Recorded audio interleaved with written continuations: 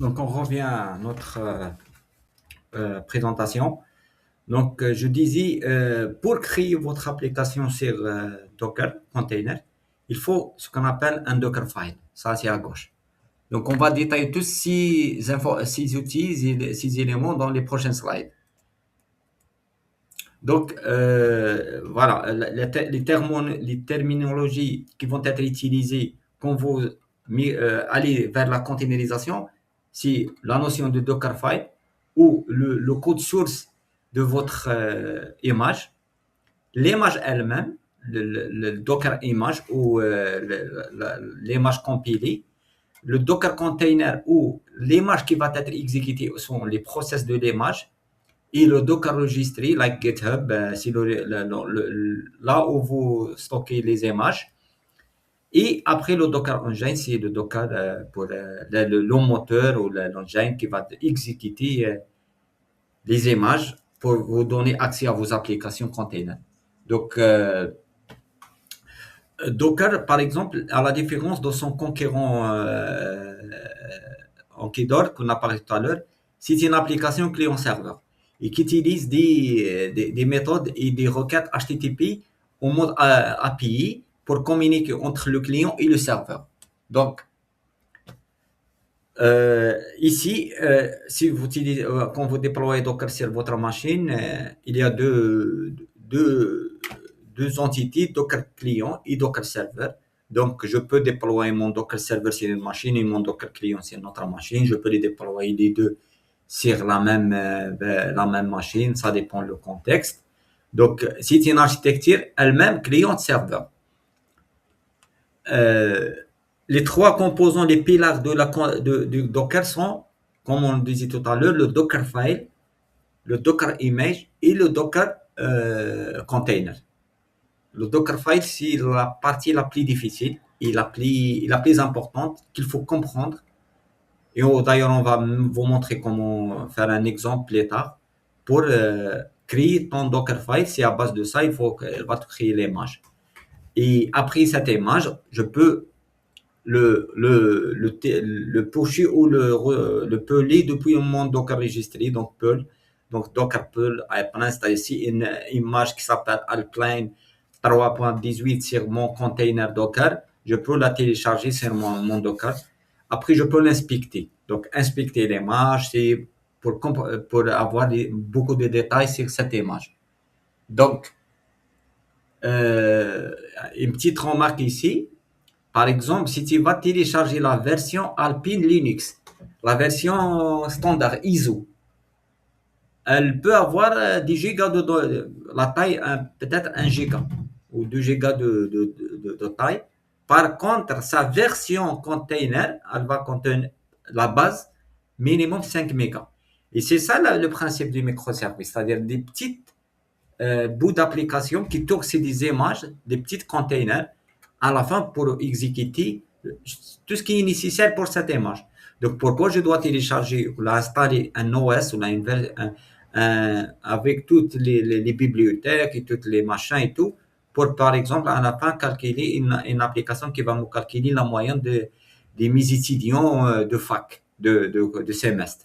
Alors, je pouvais déployer une application sur un container avec le nécessaire et cette application va me consommer même pas 10 mégas ou 20 mégas de ressources. Après, il va stocker les données ailleurs. Donc, c'est ça l'avantage du container. Donc, une fois l'image, je peux l'exécuter. Donc, il y a des lignes de commande qu'il faut peut-être se familiariser avec pour exécuter une commande, une image, un container. Donc, pour exécuter tout court Docker Run. Donc, après, il y a des fonctions, des options .it, .name, container name, donc, beaucoup. Donc, il y a la ligne de commande qui peut être utilisée. Donc, par exemple, ici, je vais créer un container qui s'appelle container name en utilisant l'image Alpine 3.18. Donc, c'est important, cette version. Et je vais l'exécuter en background, .it, c'est-à-dire, elle va tourner, elle ne va pas être arrêtée jusqu'à ce que je l'arrête après. Après, quand je vais dire ça, en background, après le Docker PS, c'est-à-dire comme Linux, la commande Linux PS, elle va t'afficher les process en cours. Donc ici, ça va te donner les containers qui sont en train d'exécuter sur ta machine. Donc, elle va me donner toutes ces informations. Elle va me donner le container AD. Donc, chaque container, il a un enregistrement, l'image, la commande qui est en train d'exécuter. Donc, par défaut, une image, c'est bien SH. C'est-à-dire, si je vais me connecter à cette image, je vais aller directement sur la ligne de commande SH pour exécuter les scripts, la, la durée, la durée de vie, le statut et le name. Et si je veux inspecter ce container, aussi, il va me donner des informations. C'est-à-dire, si je vais, le code pour, il va me donner toutes les informations au haut. Donc, la commande inspect, elle va me donner un fichier. Si je vais peut-être transférer ce fichier pour un autre besoin.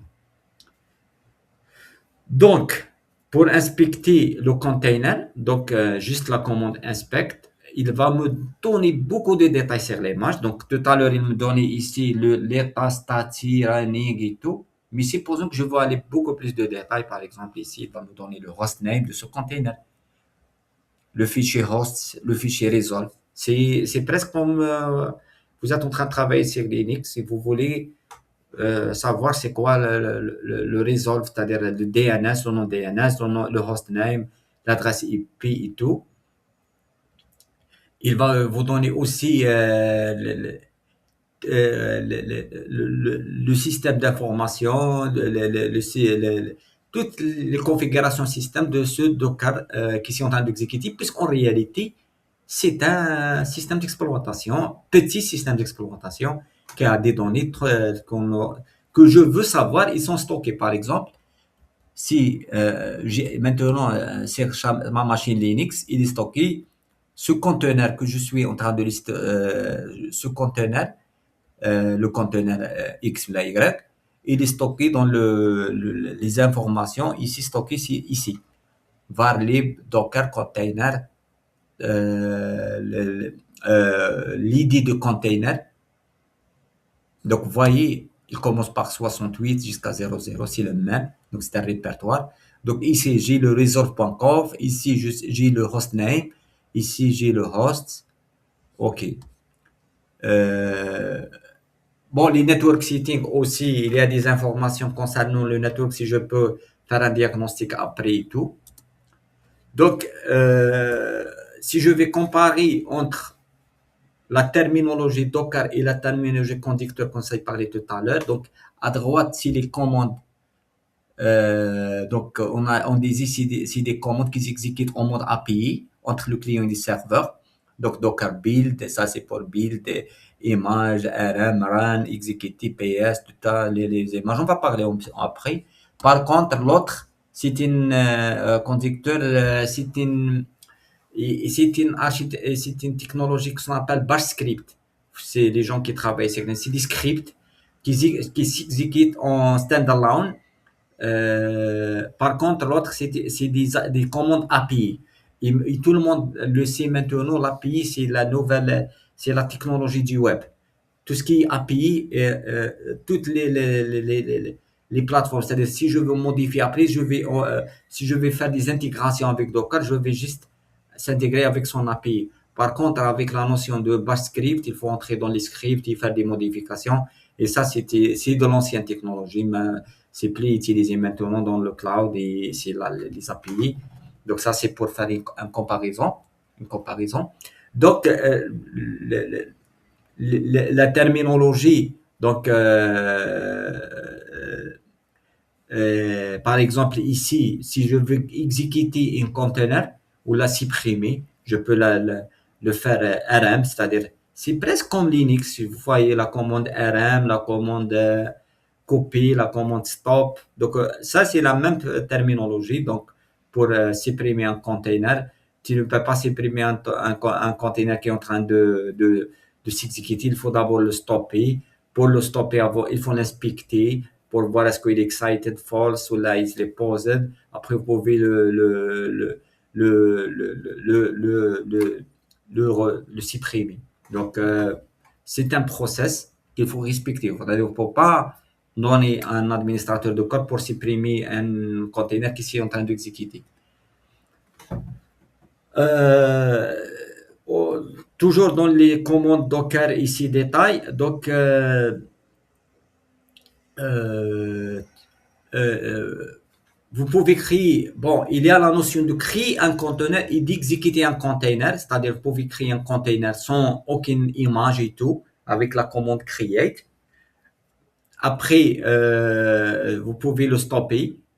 Vous pouvez donner les ordres à un Docker de faire des commandes et s'arrêter après redémarrer. Puis c'est ça la notion des containers, exécuter des commandes à la fin.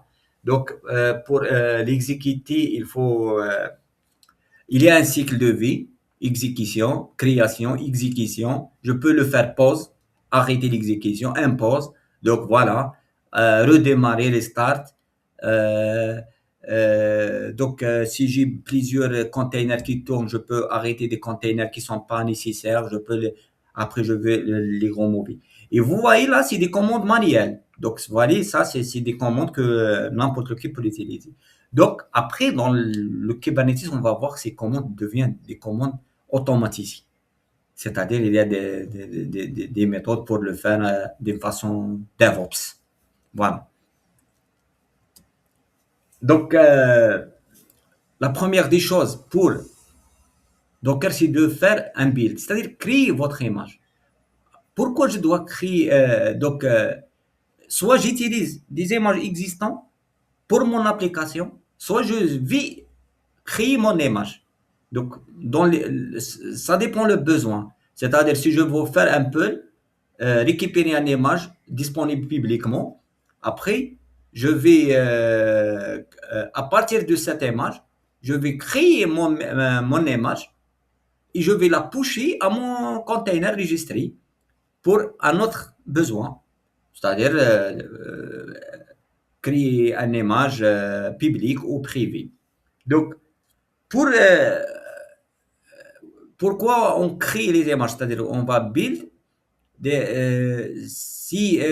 c'est pour tout court créer l'application et le mettre sur le cloud, sur le end user. Donc, c'est ça. Donc, le pool, je peux juste télécharger l'image, mais le build, c'est créer mon image. Donc, vous avez l'habitude de créer des applications sur vos machines. Après, quand quelqu'un vous demande le code source, vous le donnez sur le GitHub. Après, lui-même, il va exécuter ce code source sur son machine. Et c'est ça la méthode classique. Par contre, dans les containers, dans le domaine de containers, c'est un peu différent. Donc, je vais créer les images et je vais les mettre sur le cloud et et je vais donner le chemin à l'autre personne pour lui-même, il va faire un pool et exécuter l'image. Donc, le Docker build, c'est la base. Il y a des commandes qu'il faut apprendre. Il faut lire dans la documentation Docker. Il y a c'est un petit langage de programmation qu'il faut le suivre pour créer ton Dockerfile. Ce Dockerfile, après, on va voir comment l'exécuter pour créer ton image. Et cette image va être exécutée. Donc, deux exemples ici pour créer image. Un petit image. Donc, je vais créer mon petit, à partir de l'image, même cachette, ça c'est une image Docker qui est disponible sur le Docker. Donc, c'est quelqu'un qui l'a développé ou elle a un petit bout de programme. La version 1.6, c'est-à-dire peu ainsi, ça le besoin. Après, je vais faire run update and install stress-ng.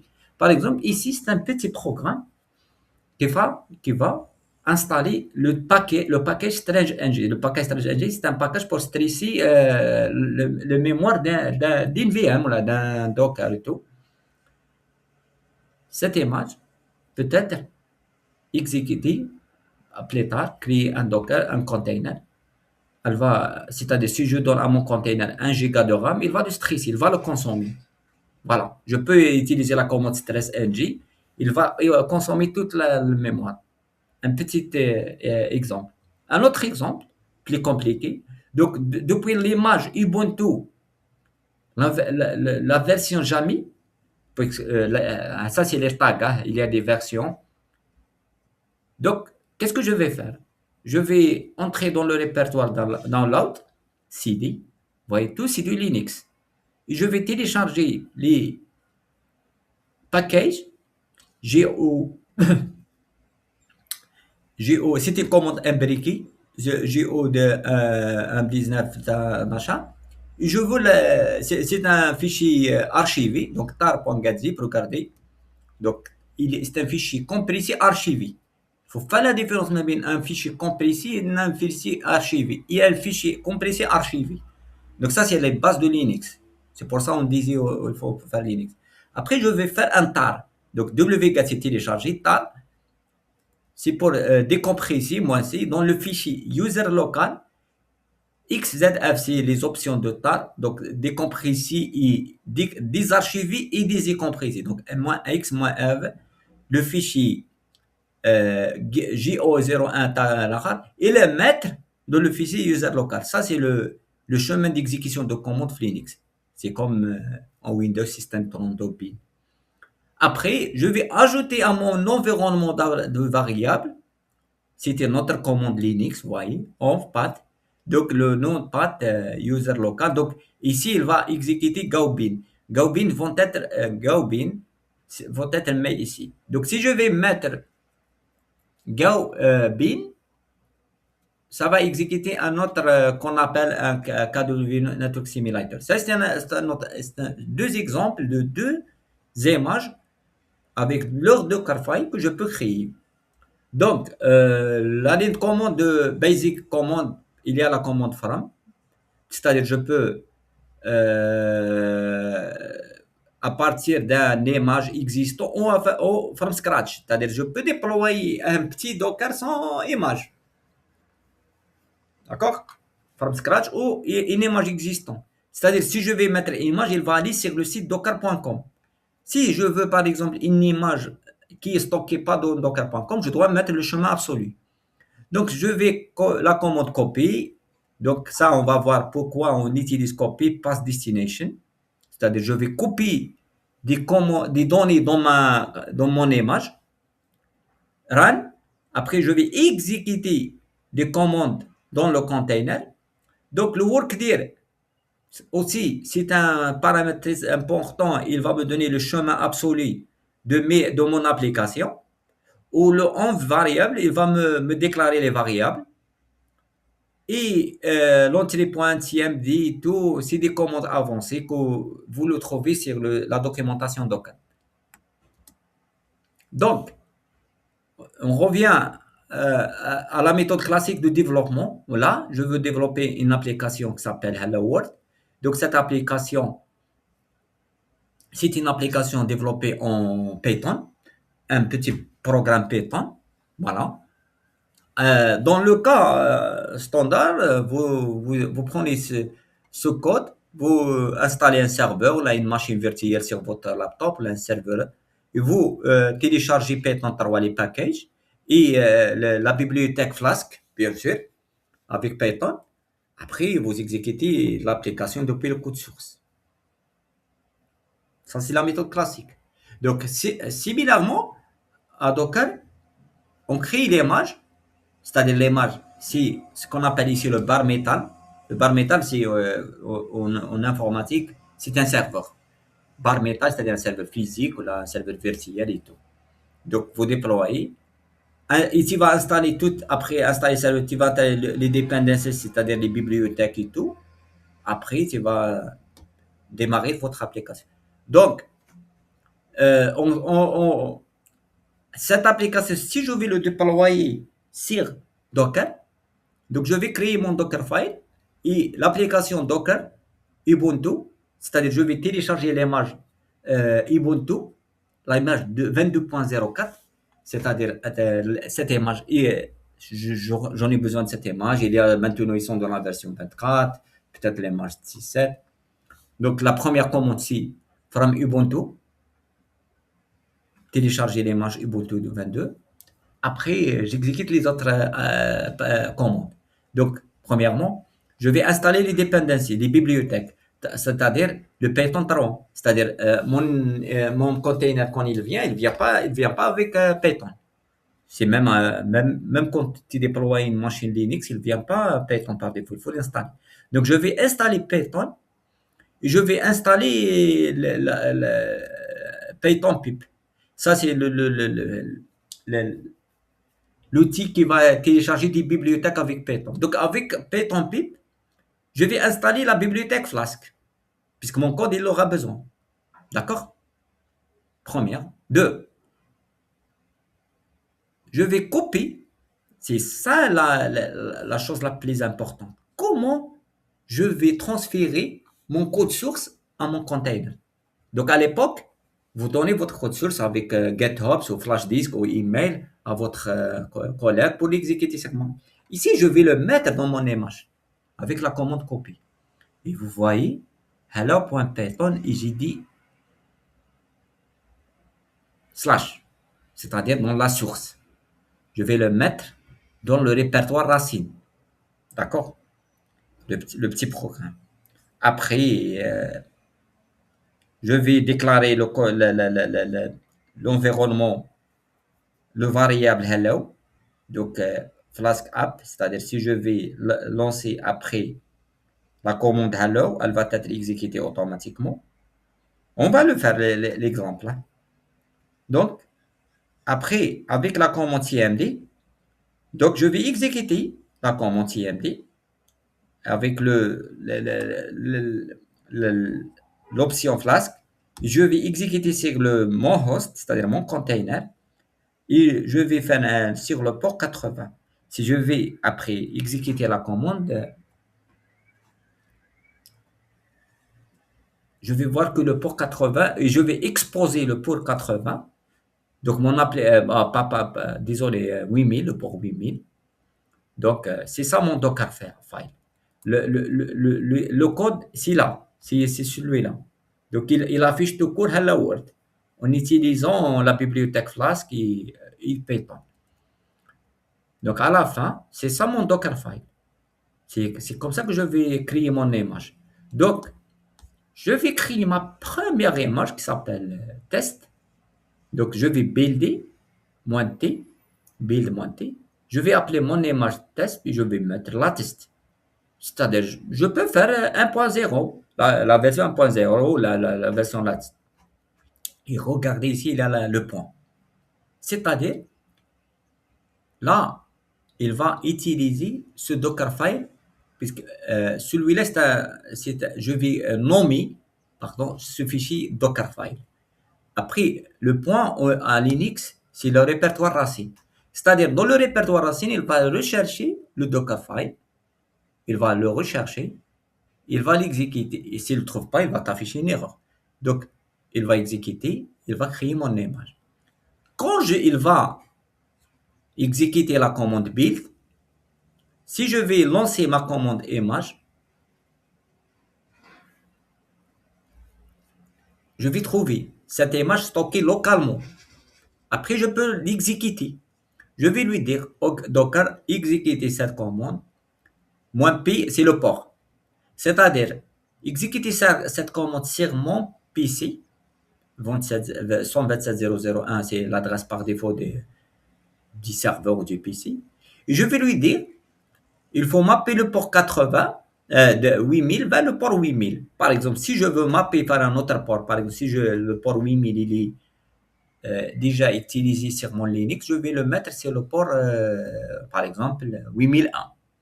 Je vais lui dire, exécuter depuis l'image test.latest. L'image test.latest, elle est encore sur mon PC. D'accord? Donc, si tu vas aller sur le terminal et tu veux QRL 127.0.0, il va te dire Hello World. D'accord? On va le faire dans le lab. Donc, Docker, maintenant, une fois vous avez créé votre image, vous avez exécuté, vous pouvez l'envoyer. Donc, vous pouvez la pouler, voilà, le registrer. Donc, je vais me loguer sur mon registre. Ici, Docker Login, il va par défaut se loguer sur le docker.com. Tu dois créer votre registre. Mais si, par exemple, tu veux créer ton registre Docker dans votre entreprise ou là, dans votre université pour vos projets de recherche et vos projets là, c'est possible de créer votre registre Docker. Donc, ça, c'est un autre sujet, mais c'est possible. Pour vous dire, c'est pas que le docker.com. Docker.com, c'est un entrepôt gratuit. Il y a même la version payante. Si vous voulez des configurations très avancées pour la sécurité et le stockage, et vous voulez des images volumineuses et tout, il faut payer. Par contre, la version gratuite. Et parfois, des entreprises qui disent, moi, je vais créer mon registre local et je vais mettre mes images là-bas. Donc, je vais ici loguer avec username. Donc, après, comment faire? Donc, je vais taguer d'abord mon image. Donc, tag, la commande tag. Bon, my image, donc my image, c'est-à-dire par exemple, هذه l'image test. Donc, username, c'est le compte que j'utilise pour Docker. Et my repo, donc mon repo. Donc, je vais d'abord taguer, d'accord? Après, je vais faire un push, envoyer. Quand je vais envoyer mon push, donc il va utiliser l'image localement stockée sur mon PC. Il va l'envoyer avec à mon compte Docker, sur Docker, le registrer avec la tag qui est utilisée par défaut ici. Par exemple, si je veux créer notre image après ce déploiement, je vais créer une nouvelle tag. Par exemple, le test.2. Je vais la pusher. Donc, je vais avoir deux images après dans mon registre, etc., etc. Chaque fois que je développe d'autres versions, je vais créer des images.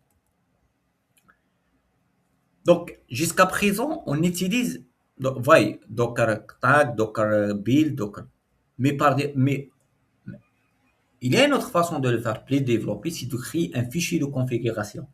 C'est-à-dire, au lieu d'aller ici et faire Docker run -p pour exécuter mon image, je vais créer un fichier de configuration. C'est-à-dire, là, je peux utiliser la notion de multi-container. C'est-à-dire, dans mon application, supposons je veux créer deux containers. Un container qui va utiliser Python et un container qui va utiliser JSON, je ne sais pas, un autre besoin. Donc, je vais créer ce qu'on appelle un fichier de configuration YAML. Donc, en utilisant le langage YAML que vous avez l'habitude de travailler avec. Et bien sûr, ici, je peux mettre des configurations avancées. Par exemple, je vais créer mon fichier qui s'appelle service. Mon fichier YAML. Après la commande services. Donc, je vais dire c'est une plateforme web et je vais mettre le port. Donc ici, à la différence de la commande tout à l'heure, j'ai dit mapper le port 8000 sur le port 5000. Donc utiliser l'image build. Et je vais utiliser, ici c'est deux containers. Non, ici c'est deux containers. La première et la deuxième. La deuxième, c'est l'image Redis, c'est une image disponible sur Google. Et ça, c'est l'image que j'ai déployée tout à l'heure. Et après, j'utilise la commande Docker Compose App. Donc, il va automatiquement prendre cette configuration et exécuter la commande, exécuter votre application. Au lieu de faire les commandes manuelles. Donc, Docker Compose, c'est pour automatiser la création des applications à travers des fichiers YAML. Et cette notion, elle va être utilisée plus tard dans Kubernetes. Donc, Kubernetes vont être des fichiers de configuration. Et ça, c'est le DevOps. Je vais configurer mon application avec des commandes. Avec des commandes, il y a des applications que vous voyez la configuration, je dis bien la configuration, pas le développement. Le développeur, il est en train de développer autrement. Mais comment déployer mon application? Je vais utiliser un fichier de configuration YAML avec des milliers, peut-être des centaines de commandes. Bon, n'ayez pas peur, mais c'est un standard. Il y a des commandes qui se répètent, il y a des méthodes pour automatiser tout ça. Mais voilà, à la fin, avec Docker Compose, je peux créer mon application sans les commandes et après, si je vais exécuter ça, on va faire dans l'exemple comment ça se fait. Donc, revenez un peu sur le Dockerfile. Si vous voyez le Dockerfile, ça c'est des notions avancées un peu, mais on va parler rapidement. Donc, il y a le notion de les commandes qu'on a utilisées tout à l'heure. Il y a les notions des layers. C'est-à-dire, un autre avantage du container, c'est utiliser des layers, c'est-à-dire des layers pour stocker l'image. Ici, layers utilise des méthodes pour compresser l'image et même séparer les commandes. Voyez, par exemple, ici, après, il y a les layers. On commence. La première layer, c'est from Golang version هذه, la première layer. Il va télécharger, il va le stocker séparément. Après, il va la commande source. Il va le stocker, créer une deuxième layer. Chaque commande, il va créer une layer. Et comme ça, il ne va pas stocker toutes les commandes s'il y a un changement plus tard. Si après j'ai un changement dans la commande X ou la Y, dans la nouvelle version, il ne va pas restocker toute l'image, il va juste cette layer qui va être modifiée. Et ça, c'est une méthode intelligente pour gestion rapide et préserver de l'espace. Et vous allez le voir plus tard, la notion de layer, et même pour la sécurité, puisque vont être quand il va les pusher, puisque quand vous utilisez GitHub, quand vous pushez des configurations, ils sont cryptés avec des algorithmes SHA, et chaque configuration et un changement, il a un code. Et c'est la même chose dans les images. En fait, les images, quand vous les stockez dans les registres containers, le protocole, il est un peu différent que les codes sources qu'on va stocker dans les registres GitHub ou la GitLab, mais c'est le même principe. C'est le même principe, il faut sécuriser le flux et l'optimiser. Donc, c'est ça. Et ça, chaque changement, il va être fait séparément sur les autres. Et pour accélérer le déploiement et utiliser des méthodes. Donc, chaque commande qui modifie le système fichier crée un nouveau layer, c'est-à-dire un nouveau et la différence, elle va être capturée, il va être stocké seulement la différence, et comme ça, quand je vais faire des versions, je ne vais pas créer chaque fois les mêmes données deux fois. Double, et ça, c'est très demandé dans le domaine du cloud. Le stockage, il faut optimiser. On va parler de ça. Donc, en détail,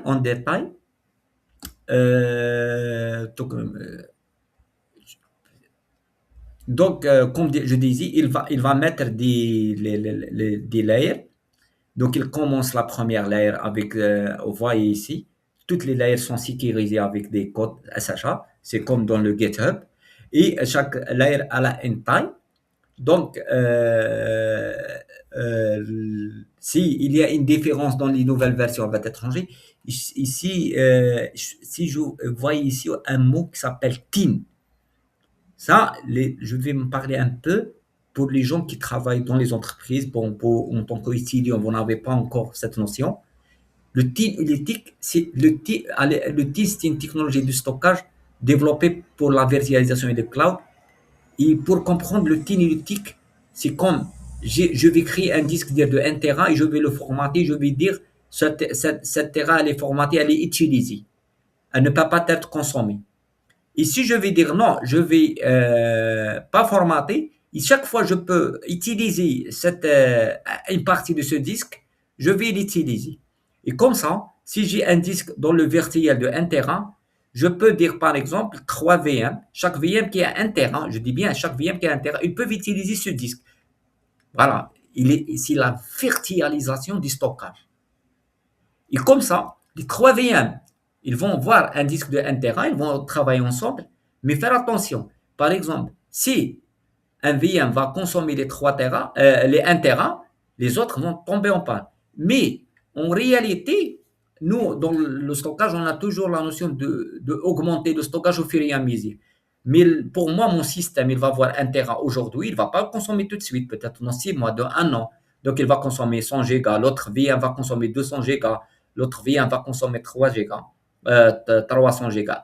Donc, 100 plus 200 plus 300, c'est 600. J'ai 1 Tera, j'ai donné 1 Tera pour 3 VM.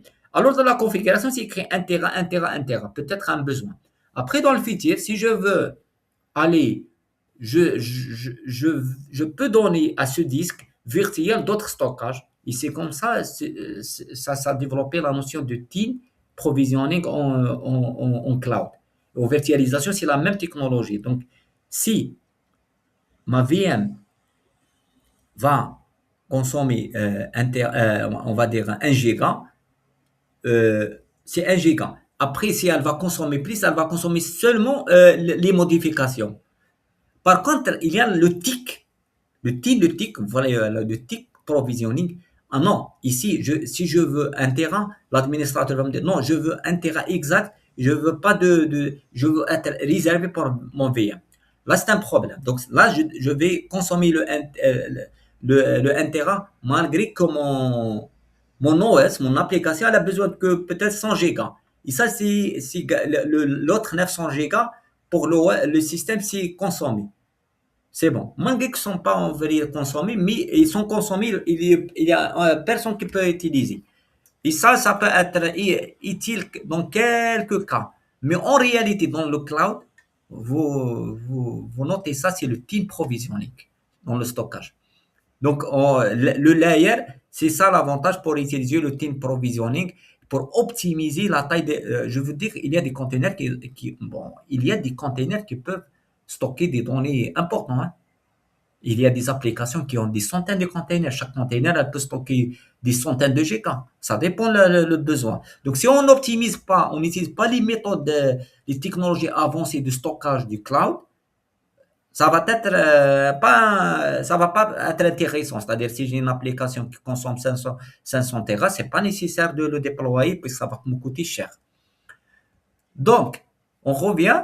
Donc, la commande pour image, après que j'ai l'image, a été créée ou a été téléchargée, je peux l'inspecter. Et je peux mettre, même, par exemple, avant de déployer une image depuis le cloud, je vais inspecter. C'est-à-dire inspecter, c'est quoi les paramètres de cette image? Est-ce que c'est la meilleure image que je peux utiliser? Donc, tout à l'heure, on a fait inspect le container, c'est-à-dire le container qui est en exécutif, mais je peux inspecter l'image. Par exemple, quelqu'un il va déployer une image pour une application X, il va mettre des informations sur son image. Moi, je vais entrer, je vais l'inspecter, par exemple l'image Hello ou 900 latest, et comprendre c'est quoi là-dedans, qu'est-ce qu'il y a là-dedans, quelle version, est-ce que c'est la bonne image que je vais utiliser ou non, est-ce que elle a des informations que je dois prendre en charge. On va aller voir plus tard ces informations. Donc, après que je vais inspecter l'image, je vais l'exécuter. Par exemple, ici, il me donne RAN. Quand j'ai inspecté l'image Hello 905, je savais, c'est écrit que cette image, elle tourne sur le port 8000, par exemple. Et moi, qu'est-ce que je vais y faire? Je vais exécuter mon image, cette image, sur le port 80, sur mon PC. C'est-à-dire, je vais mettre mapper. Comment j'ai pu savoir que c'est le port 80? Puisque j'ai exécuté la commande inspect. Quand j'ai inspecté l'image, il va me donner, elle va tourner sur le port 8000. Donc, je vais l'inspecter, je vais l'exécuter. Mais moi, le port 8000, il n'est pas disponible. Je vais l'exécuter sur mon port 80. Je vais donner le nom à mon container et l'image. Après, si je vais faire un PS, je vais voir l'image le container en train d'exécuter. Et maintenant, je peux inspecter le container. Et en inspectant le container, je peux voir ce qu'on appelle les work dir. C'est-à-dire, ça, c'est les layers. C'est les layers qu'on parlait tout à l'heure. L'image, elle est stockée en layer sur mon PC. Quand elle est en train de s'exécuter, il y a le layer 0 qui est le lower dir jusqu'à le layer n-1, c'est le upper dir. Donc, euh, ici, c'est les autres niveaux. Il y a ce qu'on appelle le merger dir. Ça, c'est pour en cas où il y a des opérations pour merger les layers en son layer. Mais pour ça, si vous inspectez la notion de layer, et quand vous voyez ici, même si quand vous inspectez l'image, il va vous donner, puisque peut-être, je vais dire, quand vous stockez des images sur vos PC, par exemple, je stocke mon container sur mon PC, à un certain moment, j'ai des problèmes. Pour stocker, inspecter, peut-être Et regardez ici la size. Il m'a donné ça. Ça c'est je vais inspecter mon container, mon image, qui est elle me donne ça, c'est le size. Donc c'est 4000, c'est 400 millions bytes. Si je vais donc c'est 1024, ça va être kilo 48 000, donc c'est 1024, c'est 48 mégas. Cette taille. Ici, il va me donner, ils sont où le up there. Voilà, ça c'est le up there, et ça c'est le lower there, et ça c'est le merge there, et ça c'est le work there. Donc il y a ces trois niveaux, donc je suis en train de travailler sur ce work there, et ça c'est la base et tout, c'est des configurations avancées. Donc, toujours sur la même, alors, il va me donner les espaces, les liens vers mes images, et peut-être un lien, il y a un grand taille que je dois prendre en charge si une image, il y a des problèmes et tout. Euh, donc, ça, c'est pour les layers. Et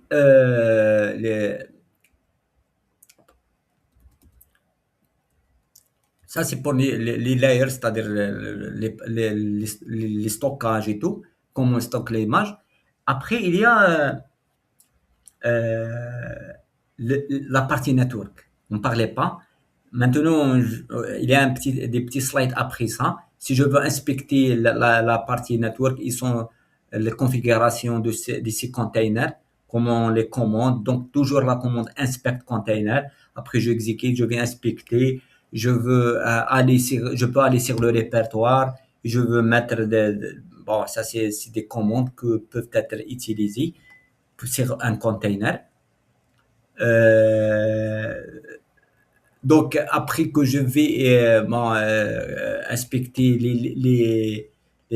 si je veux, par exemple, faire des configurations avancées et pour faire le routage pour mon container et tout, il y a des commandes que je peux utiliser avec IP, les commandes Linux. Là, je vais sortir un peu de Docker pour faire du Linux, pour faire un mappage, c'est-à-dire si je veux un container, je veux le mapper sur mon PC pour accéder et tout. Euh,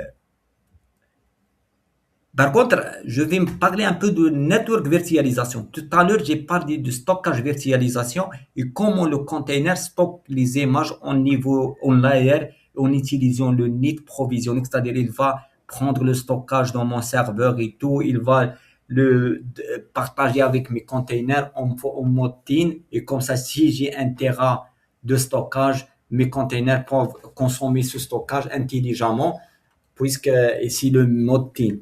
Et ça, c'est la base de virtualisation. Et la même chose pour le network virtualisation. Si j'ai une carte réseau ou deux cartes réseau, je peux les partager avec mon container. Et c'est la même chose que vous utilisez dans la virtual machine. Donc, VMware, quand vous installez virtual machine sur votre PC, après, vous, il va vous virtualiser la carte réseau physique ou, virtuelle, ou Wi-Fi. Après, vous voulez utiliser cette carte réseau pour faire des communications. Et c'est la même chose dans les containers.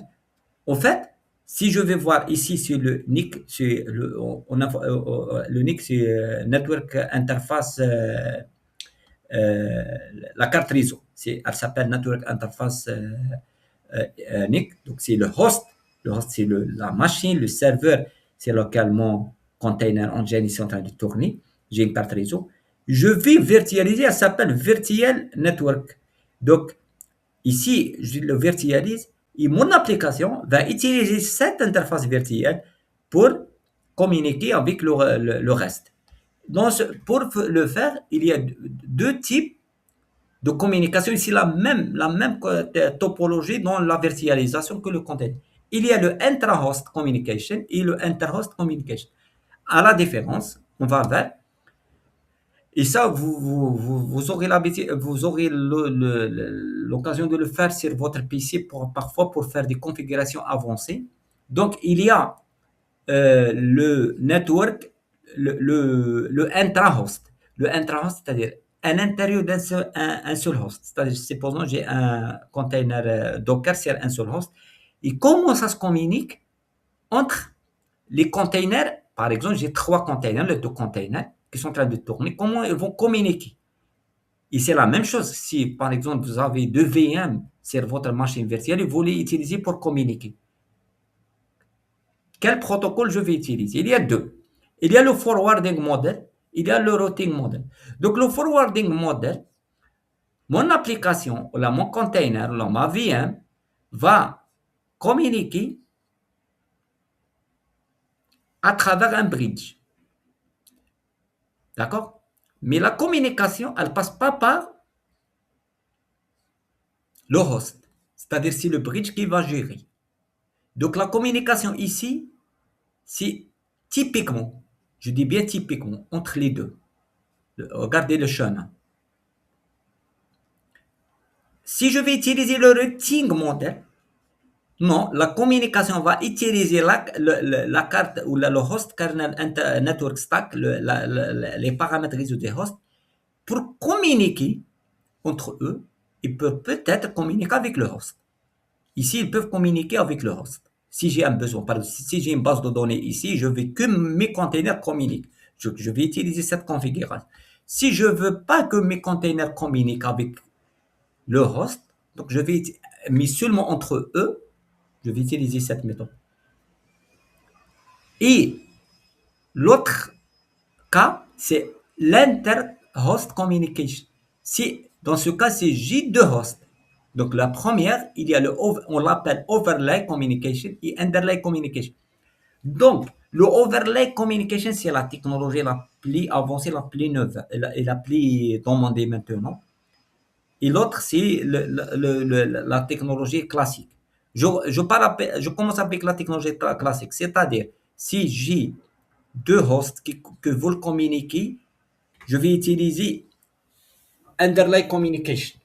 C'est-à-dire, le premier host, je reviens, je vais utiliser cette technologie routing méthode, c'est-à-dire communication avec routing, mais le routing va être entre les deux hosts. Voilà. Donc, si cette container, pour communiquer avec ce container qui est dans l'autre host, il peut communiquer à travers ce protocole. Par contre, avec la nouvelle technologie qu'on appelle les TEP, donc vous voyez ce mot, ça va répéter beaucoup dans le cloud, dans la virtualisation, les TEP. Moi, la méthode classique, ça c'est le routage, les VLAN. C'est les gens qui connaissent un peu les VLAN et le routage et tout. Ça, c'est les TEP. Ici, il n'y a pas de TEP. Ça va créer ce qu'on appelle des TEP. Après, la communication entre ici les deux hosts, ça s'appelle à travers ce qu'on a overlay. On a underlay, c'est-à-dire تحت le lien, on a over. La communication, elle va pas sans routage. Vous voyez, c'est comme l'exemple numéro 1. C'est comme l'exemple numéro 1. Ici, il n'y a pas de routage, c'est-à-dire il y a toujours un trafic qui passe. Bridge. Le bridge, c'est un switch de niveau 2 pour les gens qui font du network. Par contre, ici, c'est un switch de niveau 3, le routage. Où il y a le routage, c'est niveau 3. Où il n'y a pas le routage, le niveau 2. Donc, c'est un bridge. Il passe directement. Par contre, ici, il y a pour le faire, il faut avoir le même réseau et tout. Ici, c'est deux réseaux différents. C'est la même chose ici. Je vais utiliser la communication ici sans faire le routage. Et ça, c'est la méthode très utilisée maintenant dans le cloud. Il faut juste se rappeler du mot TEP.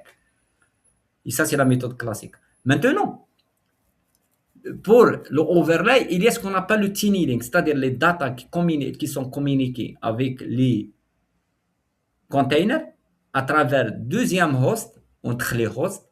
Il va dire ce qu'on appelle le tunnel. Il va mettre des paquets en plus pour se permettre que le data, l'information se transfère du host 1 vers le host 2, pas le container 1, mais du host 1 vers le host 2 dans un tunnel. Bon, voilà. Et pour comprendre les différents modes du réseau, si. Et c'est presque la même chose dans la virtualisation. Il y a le mode bridge, il y a le mode host, il y a le mode overlay, il y a le mode IP VLAN et tout ça, c'est un peu avancé. Mais pour les plus importants, c'est bridge et host et overlay. Donc, bridge, par exemple, si j'ai deux VM sur ma machine virtuelle et je veux que mes VM communiquent seulement entre eux, j'utilise le mode bridge. Et quand vous testez ça, vous pouvez le voir. Si je vais le mettre host, je peux mettre que mes VM peuvent communiquer entre eux et avec le host. Si je vais mettre overlay, ils peuvent communiquer entre eux avec le host et à l'extérieur. Et les autres aussi, c'est des configurations avancées que on ne va pas faire beaucoup de détails ici. Mais le network aussi, il y a une configuration importante. Il faut comprendre les différents trucs. Il faut faire beaucoup de, de, de labs sur le network pour la virtualisation, pour comprendre ces modes de réseau, puisque la virtualisation du network, c'est la chose la plus importante dans la communication entre les containers. Après, un dernier slide sur tout ce qui est Docker, c'est que Docker, il y a un concurrent maintenant qui s'appelle Podman. C'est Red Hat qui a initié ce projet. Et il y a Docker qui est en train de tourner toujours et toujours. Il y a maintenant Red Hat qui est en train de pousser Podman à peu près un petit historique. Pourquoi cette concurrence? Puisque il y a un inconvénient sur Docker. Il disait que toutes les process, c'est-à-dire toutes les VM, ou tous les containers qui sont en train de tourner sur un container, ils ont tout sur le même process. Container D, ok, ici. Donc, c'est-à-dire, si j'ai 5 containers, il y a un process qui est en train de les gérer, qui s'appelle container I. Si le process container I se crash ou s'arrête, tous les autres process child, c'est-à-dire les autres containers des process child, c'est des enfants, ils vont tomber en panne. Par contre, sur Podman avec les pods, il utilise d'autres méthodes avancées et toutes les process, les containers s'exécutent avec des process séparés. C'est-à-dire, si j'ai un problème sur un container, il ne va pas m'influencer sur les autres containers. Ça, c'est vraiment raisonnable comme justification. Après, il y a un autre privilège, c'est que par défaut, les containers s'exécutent en mode root. C'est-à-dire, si un utilisateur exécute un container en mode root, il peut avoir accès à des informations, accès complet au système. Je dis bien système, c'est le host, pas le container. C'est-à-dire, si un utilisateur s'exécute un container, je lui donne des privilèges d'exécuter un container en mode root. Donc, il peut accéder au système, il peut me passer des informations. Par contre, dans Podman, il y a les deux possibilités. Soit je donne les privilèges en mode root, soit non, je ne vais pas donner l'exécution. C'est-à-dire, c'est mon OS, c'est mon host. Les gens qui vont exécuter le container, ils n'ont aucun privilège pour le système, le host, la couche en bas. Ils vont exécuter le container et c'est tout. Il n'y a pas de risque de sécurité et tout. Et voilà une petite comparaison, puisque vous allez entendre parler de ces deux technologies dont Podman et Docker et tout, et pour comprendre ça. Donc, jusqu'à présent, on a terminé cette partie Docker et on va ensuite entrer dans la deuxième